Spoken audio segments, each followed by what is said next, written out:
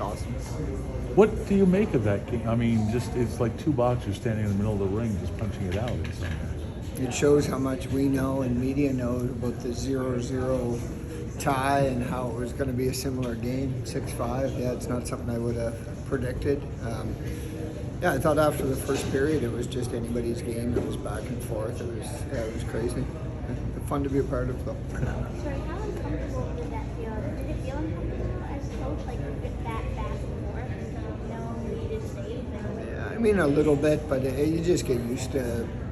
As a coach, you kind of got to be uncomfortable at times, and I get to stand back there. I don't have to deal with what they're dealing with and the physicality of it and the pressure of it. We're just changing lines. So hats off to them for sticking with it. And I think that's when, I know a lot of people talk about maybe the age of our team, but I think that's when the experience maybe kicks in and the comfortability of playing in those tough games.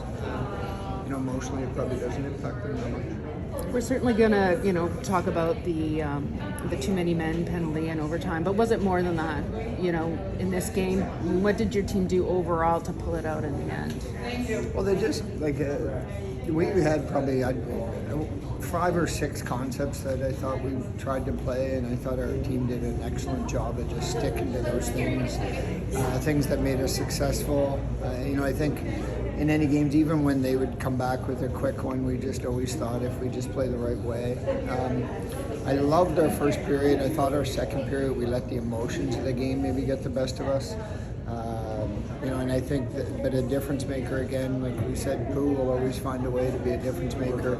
I think without that goal late in the second period, it's a different hockey game. So after, really them taking it to us for the better part of that period, for her to come up with that goal at that time, we go in the dressing room now and not feeling so bad about ourselves, and that's what she does. How much did, as your leader and who's had been trying to get into game shape kind of thing, for her to set that tone, how important was that to your team in the late going?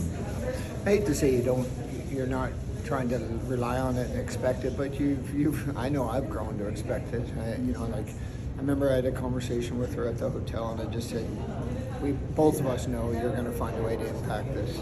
And I think in the end of the preliminaries and in the semifinals, she impacted with a little bit of greasy play, like physicality, and just finding ways to impact the game. And then tonight was just a whole other level. I could see in her eyes, every time we called her name, that she was ready to go.